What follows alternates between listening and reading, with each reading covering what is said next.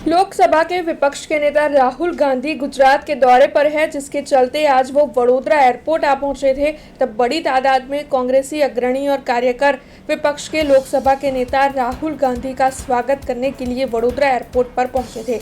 दरअसल गुजरात में कांग्रेस पार्टी को फिर से खड़ा करने के लिए लोकसभा के विपक्ष के नेता राहुल गांधी वडोदरा आ पहुंचे। तब उस दौरान उनके साथ भारतीय राष्ट्रीय कांग्रेस के प्रमुख मल्लिकार्जुन खड़गे भी मौजूद दिखे।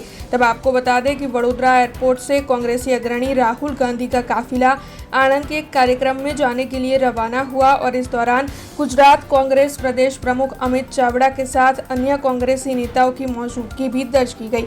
बड़ी तादाद में कांग्रेस पार्टी के कार्यकर उनके अग्रणी राहुल गांधी के स्वागत के लिए वडोदरा एयरपोर्ट पर पहुंचे थे। तब कांग्रेसी अग्रणी राहुल गांधी की ओर से सभी कार्यकरों का अभिवादन लिया गया था और फिर उनके साथ बातचीत भी की गई थी। एरपोर्ट पर मळ्या मैं मारो एमने खेस आप्यो देशनी नागरिकतानो अने देशनो बचाव करवानो। आ देशनी अंदर संविधान जे पड़ी गयुं छे, संविधान बीजेपी द्वारा जे एने अन्याय करी रह्या छे एनी एक सेकंड में चर्चा थई।